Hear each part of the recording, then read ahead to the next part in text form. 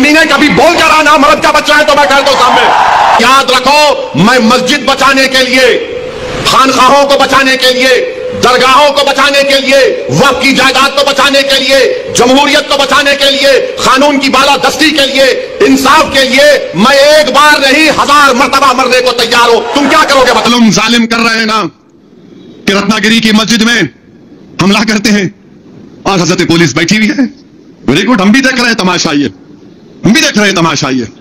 कोई कहता है कि नहीं नहीं, अगर तुम्हारे को डर है तुम नमाज मत पढ़ो, घर में बैठ जाओ। तुम्हारे को अगर डर है तो मत निकलो, घर में बैठ जाओ। कोई कहता है कि जिस तरह मस्जिदों को कवर से कवर कर दिए, तुम अपने सर को कवर कर लो, मत निकलो। कोई कहता है कि दवाखाना अगर बन रहा तो मुसलमानों के लिए अलहदा उसमें हिस्सा कर दो। भारत और हिंदुस्तान के मुसलमानों कभी मायूस मत हो। ये वक्त के अबू जहल खत्म होने को और खत्म होंगे, ये वक्त के यजीद आए हैं खत्म होंगे, ये वक्त का फिरौन खत्म होगा, ये वक्त का नमरूद खत्म होगा, ये तमाम शैतानी ताकतें खत्म होगी। हमारी जिंदगी में नहीं, तुम्हारे आने वाले बच्चों की जिंदगी में खुशियां होंगी इंशाअल्लाह ताला। मेरे अजीज दोस्तों और बुजुर्गों, हिम्मत और हौसले को बुलंद रखो और अपने ईमान को मजबूत करो। और ईमान कैसे मजबूत होता है? सच्चाई को अपनाओ, गुनाहों से परहेज करो, दीन को सीखो उलमाए किराम के पैरों के पास बैठकर। कोई डरने की जरूरत नहीं है। ये जो कोई कहता है बंगाल में कि अगर हम हुकूमत में आ जाएंगे तो बंगाल से मुसलमानों को निकाल देंगे। अरे मेरे भाई, वो डरपोक थे जो पाकिस्तान को भाग गए। ये जियालों की औलाद है, भागने वालों की औलाद नहीं है। अरे वो डरपोक थे, भाग गए। हमारे आबो अजदाद ईमान की दौलत से माला माल थे। उन्होंने भारत को अपना वतन माना और मानते रहेंगे। तुम यहां भिजा दो, वहां चले जाओ। अरे क्या कोई गली से निकल के मैं बात कर रहे? तुम अपना घर छोड़ के दूसरी गली में नहीं आते, बोलते वहां चले जाओ। अजीब अहमखाना गुफ्तगू कर रहे हैं, मगर यकीनन तकलीफ होती है। भारत के आईन में इज्जत, वकार किसी भी भारत के नागरिक का एक फंडामेंटल राइट है। इज्जत और वकार, डिग्निटी, वो आज कहां है बताइए आप? हमसे छीना जा रहा है। यह बताया जा रहा है कि तुम दूसरे दर्जे के शहरी, हम दूसरे दर्जे के शहरी कभी नहीं बनेंगे। तुम लाख बोल लो, हम तुम्हारा जमहूरी तरीके से मुकाबला करेंगे, मुकाबला करते रहेंगे और इंशाअल्लाह ताला तुम हारोगे। घर में बैठ जाओ। नमाज, एक चीफ मिनिस्टर बोल रहे नहीं जुम्मे की नमाज घर में भी पढ़ सकते। आप कब से फजीलतुल शेख बन गए?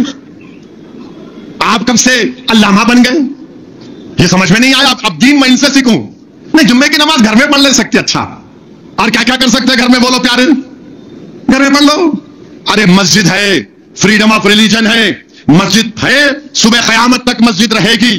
जब सूर फूका जाएगा तो सूर फूकने के वक्त अल्लाह इन मस्जिदों को उठाकर, इस मस्जिद चौक को, मक्का मस्जिद को उठाकर दुनिया की मसाजिद को उठाकर जन्नत में रख देगा। जब तक सूर नहीं फूका जाएगा प्यारे, हम मस्जिद को जाएंगे और मस्जिद को आबाद करते रहेंगे, क्योंकि हमारा फ्रीडम ऑफ रिलीजन है। आर्टिकल 25 मुझे इस बात की इजाजत देता है। मैं अपना दीन तुमसे नहीं सीखूंगा, मैं उन लोगों से दीन नहीं सीखूंगा जो मुझे, मेरी शनाख्त को खत्म करना चाहते। मैं दीन सीखूंगा तो मेरे मौजूद उलमा किराम से, मशाइखीन से। मेरे अजीज दोस्तों और बुजुर्गों, हिम्मतों को बुलंद रखो, डरने और घबराने की जरूरत नहीं है।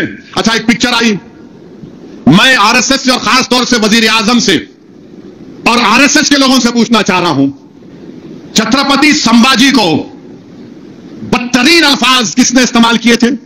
सावरकर ने छत्रपति संभाजी के खिलाफ बदतरीन अल्फाज इस्तेमाल किए गोलवालकर अपनी बंच ऑफ थॉट्स में।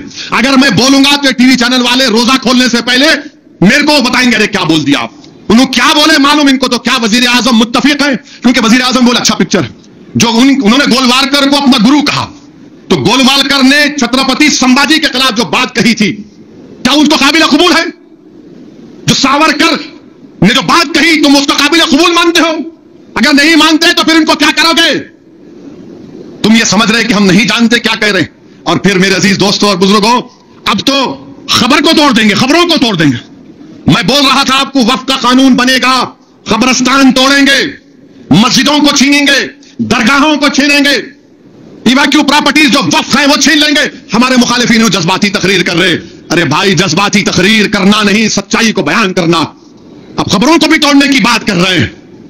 AIMIM के राष्ट्रीय अध्यक्ष असदुद्दीन अवैसी की ये वीडियो काफी तेजी के साथ वायरल हो रही है, जिस वीडियो के अंदर असदुद्दीन अवैसी मस्जिद और मुसलमानों को लेकर बयान दे रहे हैं। वहीं पर पिछले दिनों बयान दिए हुए अनुज चौधरी को लेकर भी जिक्र किए। जिस तरह से संबल के CEO अनुज चौधरी ने मुसलमानों के खिलाफ बयान दिया, उसके बाद सोशल मीडिया में अलग अलग तरह की बातें चलने लगी। कुछ लोग अनुज चौधरी के समर्थन में उतरे, तो वहीं पर कुछ लोग अनुज चौधरी को ये कहने लगे कि एक संवैधानिक पद पर बैठे हुए लोग इस तरह के बयान कैसे दे सकते हैं। एक पुलिस के अधिकारी इस तरह से बयान कहीं न कहीं बर्दाश्त के काबिल नहीं है। वहीं पर असदुद्दीन अवैसी ने कहा कि जिस तरह से पूरे देश के अंदर माहौल बनाया जा रहा है, जिस तरह से देश को आग की तरफ झोंका जा रहा है, ये कहीं न कहीं आने वाली नस्लों के लिए बहुत ही बुरा साबित हो सकता है।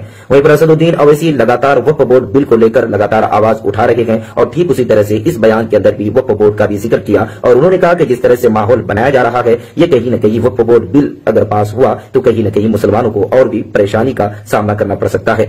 वहीं पर असदुद्दीन अवैसी ने यह कहा कि मुझे ये कहा जाता है कि असदुद्दीन अवैसी भड़काऊ बयान देते हैं, लेकिन हम भड़काऊ बयान नहीं बल्कि हमारे दिल की जो दर्द है वो लोगों को सुना